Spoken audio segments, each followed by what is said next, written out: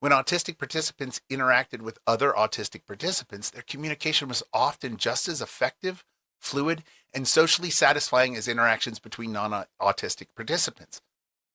In other words, when people share a similar communication style, things work better. The difficulty showed up most clearly in mixed interactions when autistic and non autistic participants were paired together. There were misunderstandings that increased, and this is where people reported feeling less connected and where impressions of one another were more likely to be negative or uncertain. And the issue here wasn't that autistic people can't or couldn't communicate. It was that the different communication styles were meeting or were being met not in a shared framework. The researchers also found something especially important. Non-autistic participants often misread autistic communication more than the reverse. So autistic individuals were not uniquely failing to understand others.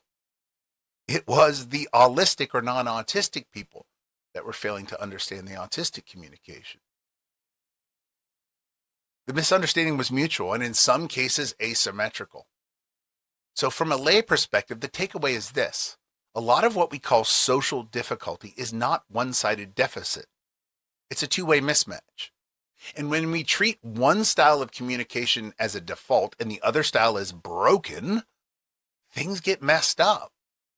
But this study shows that when people are allowed to interact in ways that align with how they naturally process and express information, connection improves.